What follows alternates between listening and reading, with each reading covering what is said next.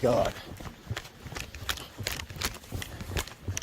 On March 13th, Russian warplanes bombed a base in western Ukraine that since the start of the war had been used to arm and train hundreds of foreign fighters to deploy to the front lines. Just days before, we met some of those fighters as they arrived in Ukraine and spoke with them about their motivations to fight against Russia. If I have to fight, I will fight. I'm scared for Ukraine. In Lviv, we met a volunteer coordinator who goes by Doc.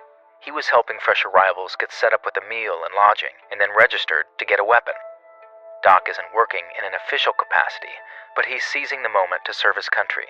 I started to coordinate this process since time when Putin bombed Kiev. Practically next day. Check. Go to local territorial defense office. I understood that I should do something useful for all country, invite my friends from abroad, and organize some logistic here for getting volunteers to help us. Безперервно. Всі друзі України, хто хоче приєднатися до захисту. After Russia's invasion, Ukraine's president called on foreigners to join a newly formed International Defense Legion to bolster the country's army. He hailed them all as heroes. Всім, хто захищає Україну сьогодні, слава! Ви герої! And thousands of people from around the world have been answering that call. Some are joining Ukraine's armed forces. Others are trying to get to the battle on their own. Okay, let's go. What is the base? It's secret. Stop secret, please. Okay. I've been in Middle East before fighting ISIS for 3 years with the Kurdish militia and army. When this happened, I felt the same reasons that I once felt to go down to fight the terror organization ISIS. People were suffering and people were dying for no reason, like no respect for the civilians, for the children, for anybody. I cannot change the war.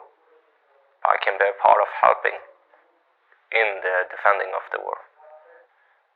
I think it's good for the volunteers like me, mercenaries, like professional mercenaries. Why? For my help for this country.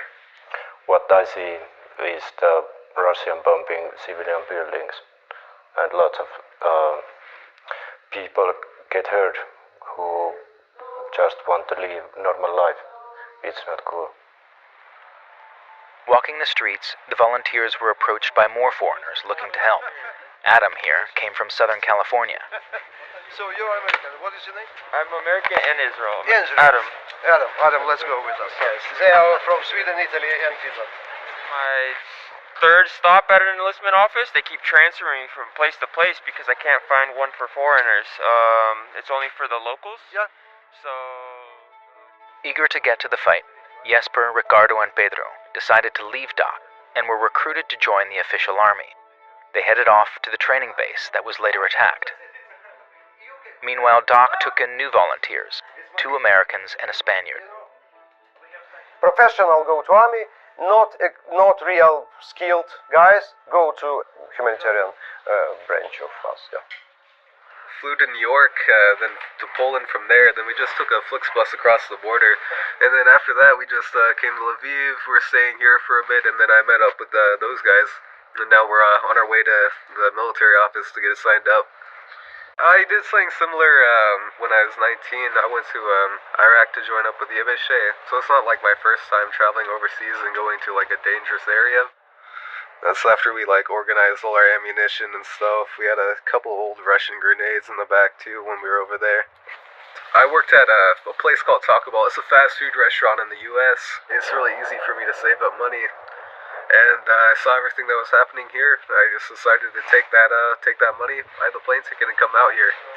Oh, Adam. Oh, we got some food over there for you.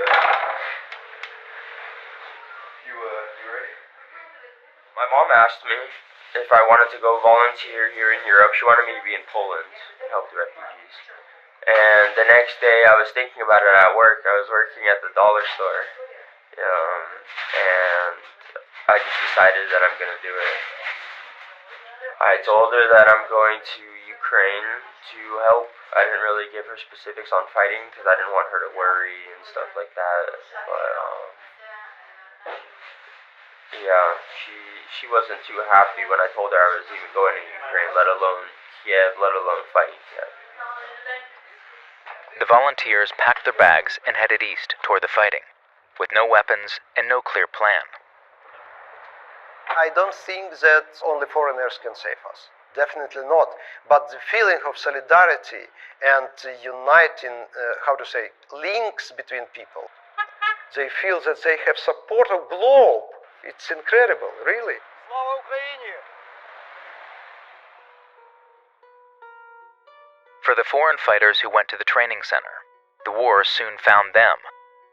After the bombing, Pedro, Ricardo, and Jesper evacuated to Poland, where they're now deciding what to do next. I feel like I deserted my pride. But sometimes it's better to, live to fight another day than to die from bombs for nothing. Like, what can I do when I'm dead? Nothing. Adam found his way to Kyiv by himself and enlisted with the International Legion, where he says he'll be paid the equivalent of $3,000 a month. I want to be not necessarily in the very, very front lines, but I want to be out there where the action is. I came to defend Ukraine with my hands. Victor and Draven also made it to Kyiv with Doc and are trying to figure out how they can help with humanitarian aid. It's empty. Practically it's empty, you see?